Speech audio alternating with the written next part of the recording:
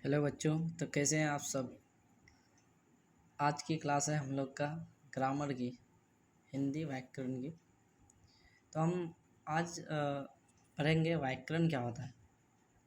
तो व्याकरण उस शास्त्र को कहा जाता है मतलब जिससे पढ़ने से मनुष्य शब्दों की व्युत्पत्ति शुद्ध शुद्ध लिखना और बोलना सीखता है। मतलब जिसको पढ़ने से ने मनुष्य को क्या करने से पढ़ने से शुद्ध शुद्ध लिखना और बोलना आ जाए, उसे क्या कहते हैं, व्याकरण कहते हैं।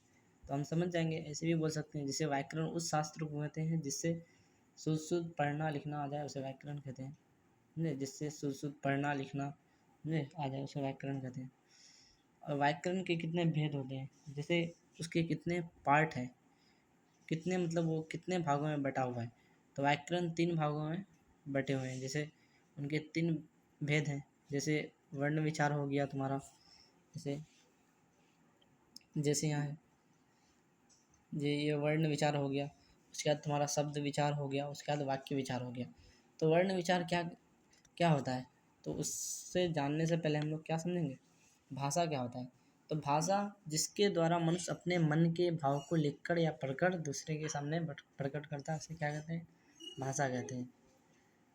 जैसे मेरा मन में कुछ है, तो हम दूसरे को कैसे समझाएंगे, कैसे बताएंगे, समझे। तो उसके लिए मतलब उसके मतलब उसको कैसे मतलब बता सकते हैं, तो उसी को हम क्या कहते हैं, भाषा। मतलब जिसके द्वारा मनुष्य अपने मन के भाव को, मन में कुछ है, मन के भाव को लिखकर या बोलकर, लिख देंगे या कॉपी में यानी तो बोल देंगे, उसी को हम लोग क्या कहते हैं, भाषा कहते हैं। तो जिसके द्वारा मनुष्य अपने मन के भाव को लिखकर या बोलकर दूसरे के सामने प्रकट करता है, उसे भाषा कहते हैं। ठीक है। उसके बाद व्याकरण तो हम लोग समझ चुके हैं। जैसे व्याकरण उस शास्त्र को कहते हैं जिसके पढ़ने से मनुष्य शब्दों की व्युत्पत्ति शुद्ध शुद्ध लिखना और बोलना सीखता है, उसे क्या कहते हैं, व्याकरण कहते हैं। तो आ जाए यहाँ हम आ गए व्याकरण के कितने भेद हैं। तो व्याकरण के मुख्य 3 भेद हैं। क्या क्या, वर्ण विचार, शब्द विचार हो गया, वाक्य विचार हो गया। तो व्याकरण के ये 3 भेद हो गया, समझे। तो वर्ण विचार में आएंगे। वर्ण विचार क्या है, तो तुम्हारा है वर्ण विचार। जैसे वर्ण विचार है, वर्ण विचार व्याकरण का वह विभाग है जिसमें अक्षरों या वर्णों के उच्चारण, आकार, भेद तथा उसमें शब्द बनाने के नियमों का वर्णन हो। मतलब वर्ण विचार व्याकरण का वह विभाग है, मतलब वह हिस्सा है जिसमें अक्षर हो गया या वर्णों के उच्चारण, आकार, भेद तथा उसमें शब्द बनाने के नियमों का वर्णन हो। मतलब उसमें शब्द बनाने का नियम का वर्णन हो, उसे क्या कहते हैं, तो वर्ण विचार कहते हैं। समझ गए। उसके बाद हम आएंगे,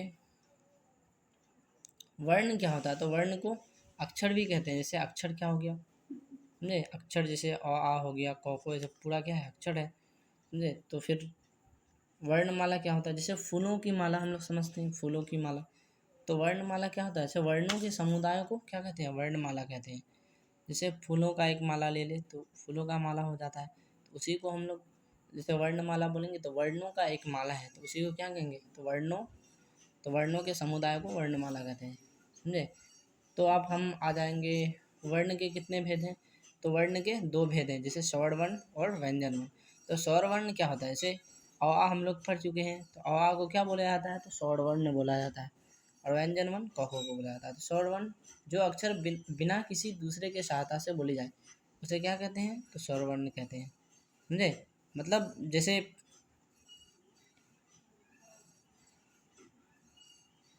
जैसे तुम्हारा अ है, समझे। तो आ अकेला है, आ है, हर्षई है, दुर्गे, ये सब है ना। तो ये सब अकेला है, मतलब किसी की सहायता से बोली नहीं जाती है, समझे।